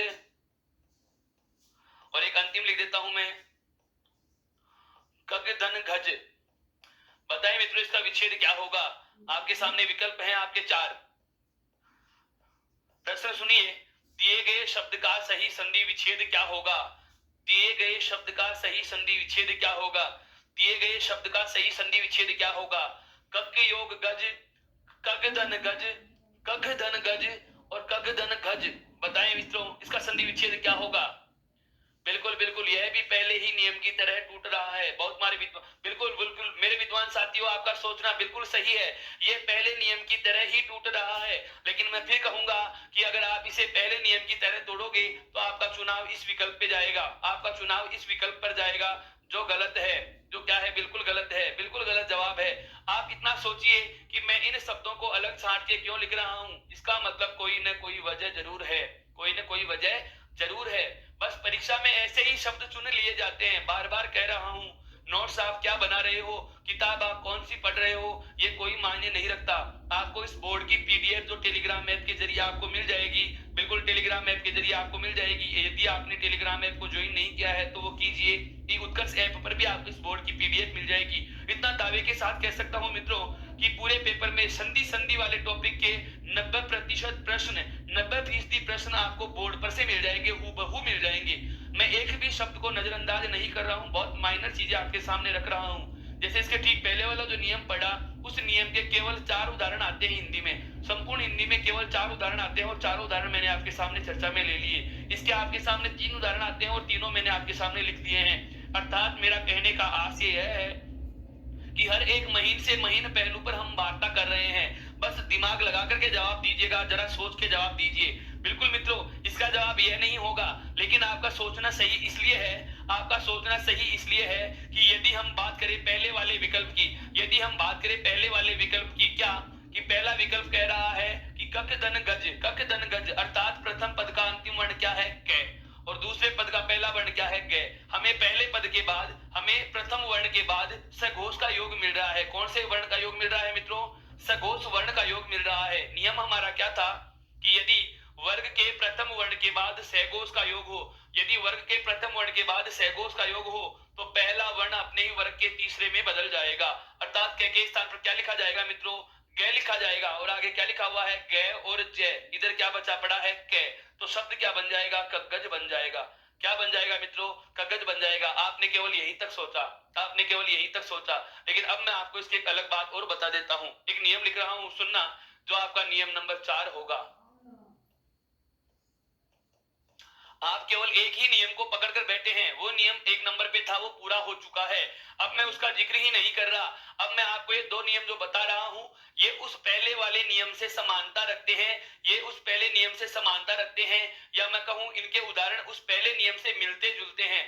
आप भ्रमित न हो जाएं, इसलिए मैं उनसे तुलना करते हुए आपको बता रहा हूं कि अगर आप उसकी तरह से तोड़ोगे तो शब्द तो वो बना दोगे, लेकिन आपका सही संधि विच्छेद नहीं माना जाएगा, आपका सही संधि विच्छेद नहीं माना जाएगा। बिल्कुल आपका सोचना सही है, क्योंकि ऐसे नियम हमें आम किताबों में मिलते भी नहीं है। बिल्कुल सही विषय सामग्री का पढ़ने का चुनाव करना है आपको। ई उत्कर्ष ऐप पर आपको ई बुक के रूप में इनके बहुत सारे प्रश्न मिलेंगे, इसके नोट्स भी मिलेंगे, इनकी सारी पीडीएफ फाइलें मिल जाएंगी, आप वहां से इनको प्राप्त कर सकते हैं। अभी तक आपने चैनल को सब्सक्राइब नहीं किया, लाइक शेयर और कमेंट नहीं किया, अपने सवाल को आप कमेंट बॉक्स में रख सकते हैं, उनके वैध और वांछित जवाब दिए जाएंगे। मित्रों आगे बात करते हैं हम क्या कि नियम क्या कह रहा है वो सुनिए।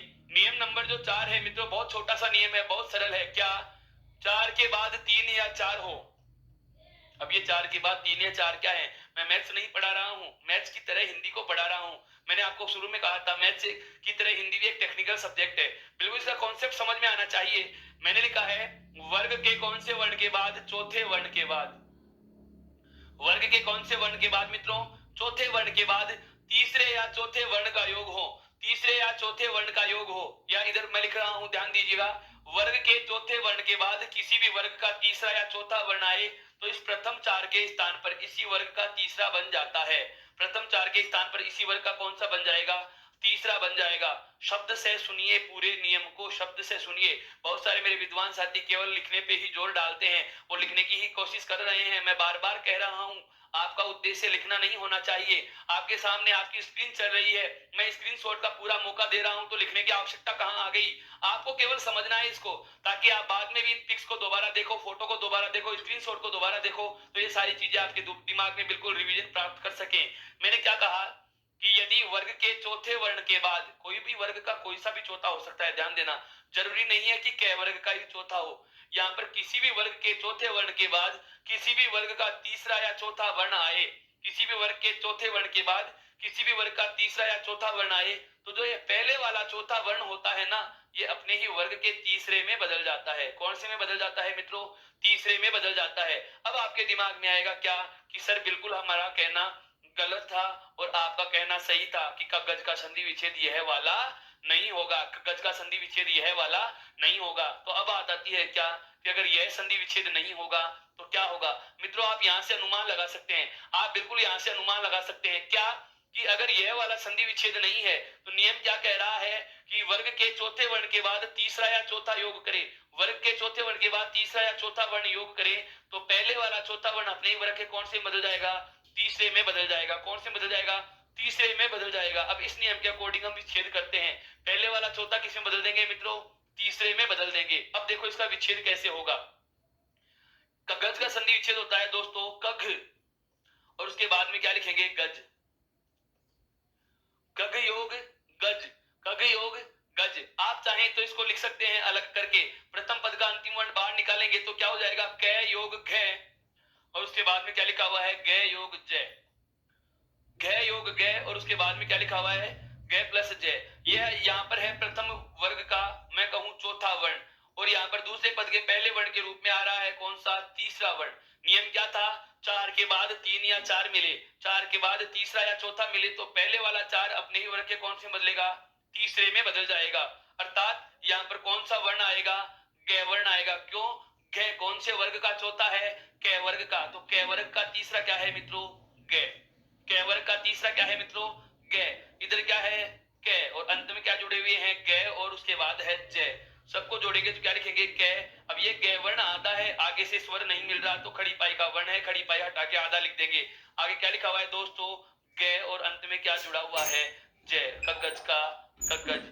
वापस से समझ में आया मैंने क्या कहा कि यदि वर्ग के चौथे वर्ण के बाद किसी भी वर्ग का तीसरा या चौथा योग करते हो, यदि वर्ग के चौथे वर्ण के बाद किसी भी वर्ग का तीसरा या चौथा वर्ण योग करता है, तो जो पहले वाला चौथा वर्ण है अपने ही वर्ग के तीसरे में बदल जाता है, पहले वाला चौथा वर्ण अपने ही वर्ग के तीसरे में बदल जाता है। और इसी प्रकार से आप इन शब्दों का भी संधि विच्छेद कर सकते हो, इसी प्रकार से आप इन शब्दों का भी संधि विच्छेद कर सकते हो। जैसे युद्ध का संधि विच्छेद क्या होता है दोस्तों?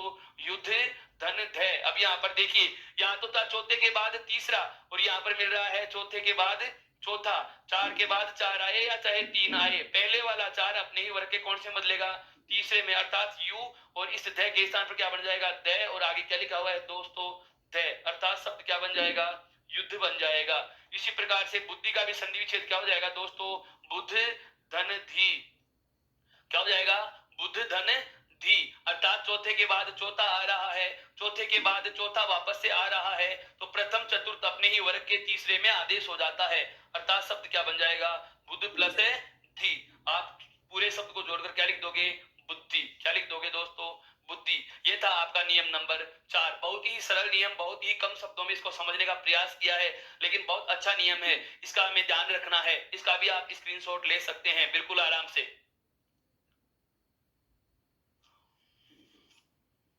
आगे बात करते हैं। 4 नियम हम पढ़ चुके, 4 नियम हम पढ़ चुके। फिर से आपके सामने मैं 2 शब्द और ले रहा हूं, बिल्कुल 2-3 शब्द और ले रहा हूं। अभी तक हम केवल 4 नियमों की चर्चा कर चुके हैं। मैं बता रहा हूं वापस से कौन कौन से।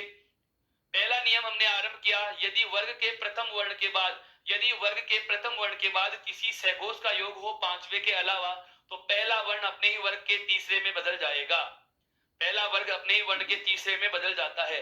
फिर बात आती है कि सर आपने पांचवा छोड़ा, तो दूसरा नियम हमने बना लिया कि यदि वर्ग के पहले के बाद पांचवे का ही योग हो जाता है, तो पहला वर्ण भी अपने ही वर्ग के कौन से में बदल जाएगा, पांचवे में बदल जाता है। कौन से में बदल जाता है मित्रों, पांचवे में बदल जाता है। तो उसके बाद तीसरा नियम हमने बात की जो पहले नियम से समानता रखता है।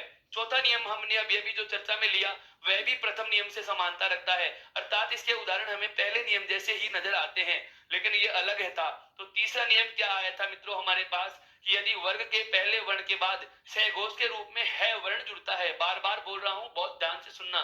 यदि पहले नियम का उदाहरण आता है तो आपको नियम नंबर 3 और 4 में से ही मिलेगा, मैं इतना दावे के साथ कह सकता हूं दोस्तों। बिल्कुल, वो जमाना गया कि सदाचार दे दिया, जगदीश दे दिया, ऐसे उदाहरण नहीं मिलते, ऐसे उदाहरण नहीं मिलते मित्रों। वो उनसे समानता रखने वाला नियम देता है ताकि विद्यार्थी की मति भ्रमित हो जाए और वह गलत विकल्प का चयन कर बैठे और अपने चयन से दूर हो जाए।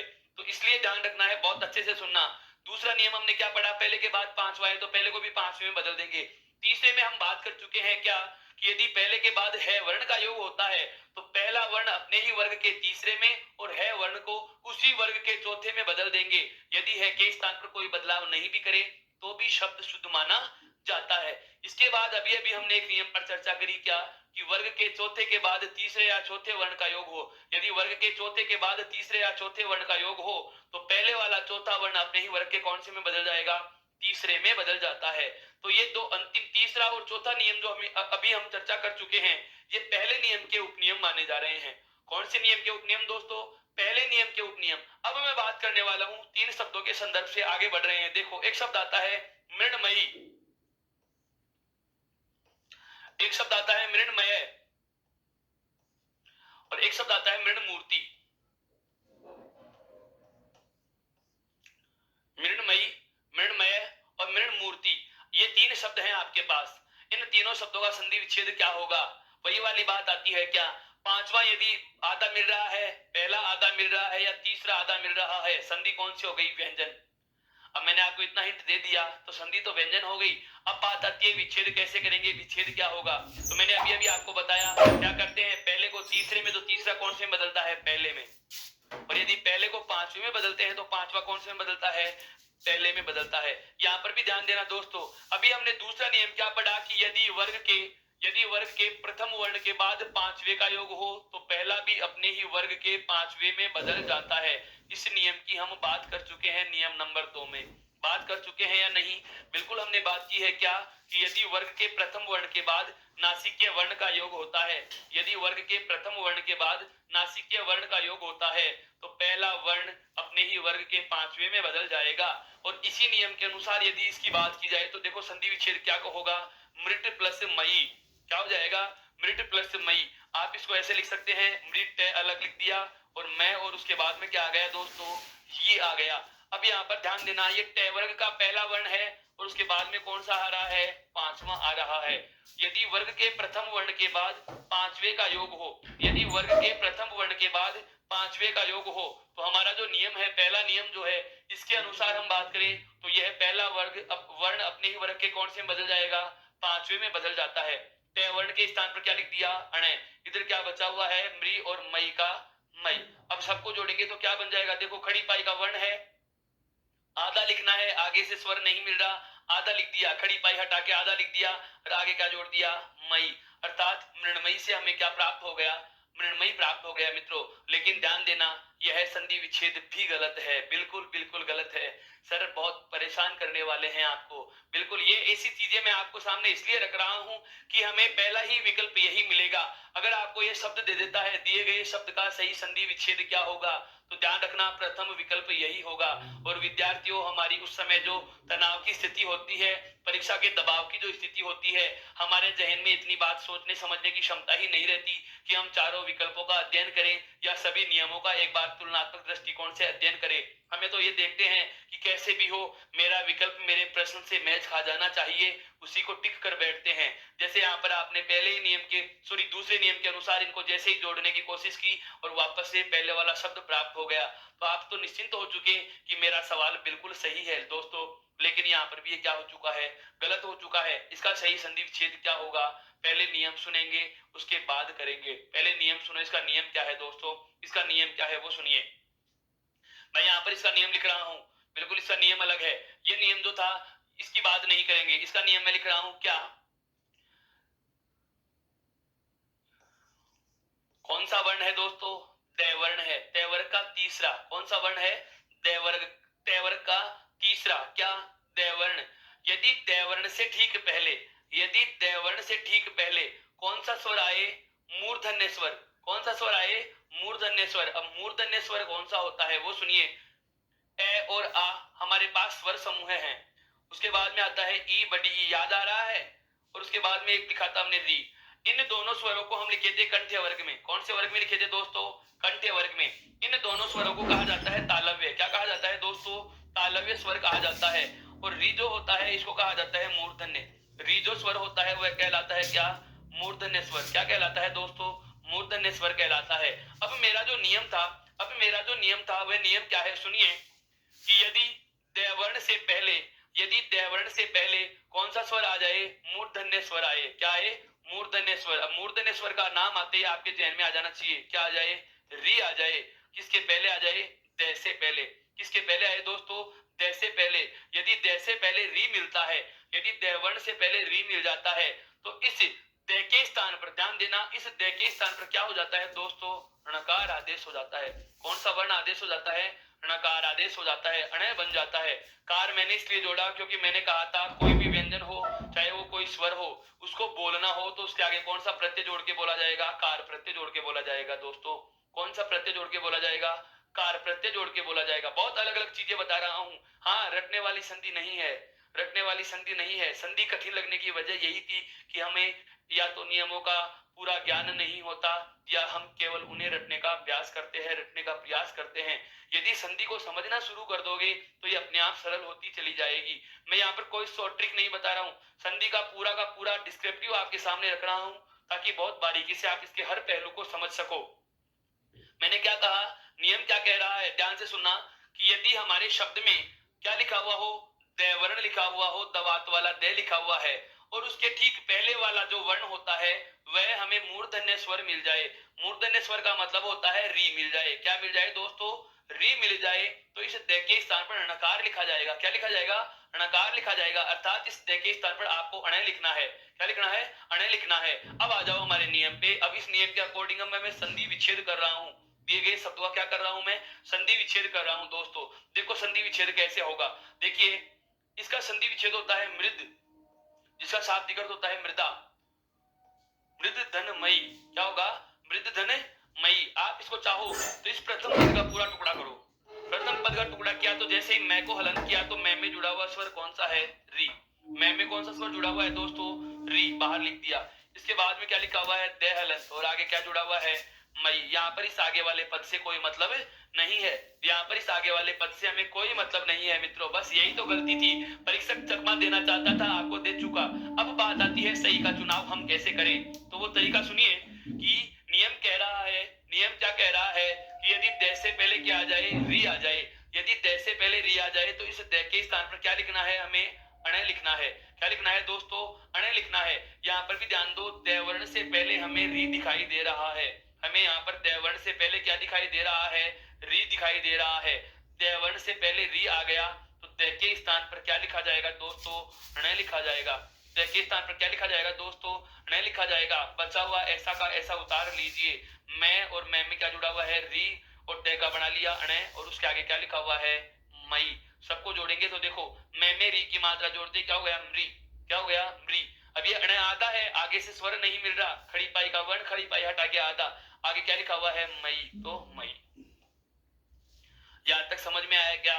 बिल्कुल वापस से दूसरे वाले उदाहरण से फिर से समझो इसी बात को। क्या मैंने इसका विच्छेद किया है मृद धन मई, क्या लिखा है दोस्तों मृद धन मई या मृद धन मय अर्थात मिट्टीमय। ये मिट्टीमय और ये मिट्टीमय या मृदामय जिसको बोल सकते हैं, ये मृद धन मय। मैं वर्ण को हलत करूंगा तो मैं में जुड़ा हुआ री बाहर आएगा और उसके बाद में क्या लिखा हुआ है द। मैंने क्या किया इस प्रथम पद का पूरा टुकड़ा कर लिया। देखो मैं में री जुड़ा हुआ है तो मैं को हलंत लगा दिया तो मैं में जुड़ा हुआ री बाहर लिख दिया। उसके बाद में क्या लिखा हुआ है द, आगे क्या है मैं और ये, इससे हमें कोई आशय नहीं है, यहाँ पर इस चीज का हमें कोई लेना देना नहीं है। हमारा नियम तो हमारा जो नियम था यह नियम तो हमें यही लागू हो रहा है, हमारा जो नियम था वह नियम तो यही लागू हो रहा है, हमारा जो नियम था दोस्तों यह नियम यह हमें यही मिल जाता है। हाँ तो मित्रों हमने देखा कि यहाँ पर मूर्धन्य स्वर के ठीक बाद में क्या आ रहा है द आ रहा है। तो नियम क्या कह रहा है हमारा कि यदि द वर्ण से ठीक पहले, यदि द वर्ण से ठीक पहले मूर्धन्य स्वर आए तो द के स्थान पर कौन सा वर्ण आदेश हो जाएगा? णकार आदेश हो जाएगा दोस्तों। क्या आदेश हो जाएगा? णकार आदेश हो जाएगा। अर्थात यहाँ पर क्या हो जाएगा मैं का मैं, उसके बाद लिखा हुआ है री, द का बना दिया अण और मय का मय, सबको जोड़ के लिखेंगे तो क्या हो जाएगा मैं में जब री स्वर जोड़ेंगे तो नीचे गुंडी लगा के जोड़ दिया। उसके बाद में क्या आएगा णकार वर्ण, आधा है या पूरा? आधा, और ये खड़ी पाई का वर्ण है, खड़ी पाई हटा के क्या लिख देंगे आधा लिख देंगे। उसके बाद में क्या आएगा दोस्तों मय, उसके बाद में क्या आएगा मय। ठीक उसी प्रकार से अंतिम वाले शब्द का और संधि विच्छेद अगर हमें पूछना चाहें तो हम लिख सकते हैं इसका क्या मृद प्लस मूर्ति, मृद धन मूर्ति। अर्थात द वर्ण से ठीक पहले यहाँ पर भी क्या मिल रहा है री मिल रहा है तो द के स्थान पर क्या हो जाएगा णकार आदेश हो जाएगा। अर्थात मृदा की मूर्ति यानी कि मिट्टी की मूर्तें। अब बात आती है क्या कि सर इसका नियम कैसे समझें, सर इसका नियम कैसे समझें? तो जो हमारा नियम नंबर 5 है इस नियम नंबर 5 को वापस से सुनना। नियम नंबर 5, नियम नंबर 5 क्या कह रहा है दोस्तों कि यदि आपको किसी शब्द में, यदि आपको किसी शब्द में द वर्ण से ठीक पहले, यदि आपको किसी शब्द में द वर्ण से ठीक पहले क्या आ जाए मूर्धन्य स्वर, क्या आ जाए मूर्धन्य स्वर मिले तो इस द के स्थान पर, तो इस द के स्थान पर णकार आदेश हो जाता है। क्या आदेश हो जाता है दोस्तों? अण आदेश हो जाता है। क्या आदेश हो जाता है दोस्तों? अण आदेश हो जाता है। यह उदाहरण मैंने इसलिए लिए हैं, यह नियम मैंने अभी इसमें शामिल इसलिए किया क्योंकि ये हमें दूसरे नियम का उपनियम मालूम होता है। जैसे इसके ठीक पहले वाले जो तीसरा और चौथा नियम पढ़े थे वो पहले नियम से समानता रखते हैं, अर्थात पहले नियम के अपवाद की तरह नजर आते हैं, और यह वाले जो उदाहरण होते हैं ये आपको दूसरे नियम के अपवाद की तरह नजर आते हैं। दूसरा नियम जो अभी अभी हम लोगों ने पढ़ा कौन सा कि पहले के बाद पांचवे का योग हो तो पहला वर्ण अपने ही वर्ग के कौन से में बदल जाता है? पांचवे में बदल जाता है। तो इस प्रकार की हमें बहुत अच्छी चीज से ध्यान रखना है मित्रों, क्या कि यदि द वर्ण से पहले, यदि द वर्ण से पहले मूर्धन्य स्वर, यदि द वर्ण से पहले मूर्धन्य स्वर री आए, यदि द वर्ण से पहले मूर्धन्य स्वर री आए तो द के स्थान पर णकार आदेश हो जाएगा। इसका स्क्रीनशॉट ले सकते हैं मित्रों ताकि आगे बढ़ सके हम।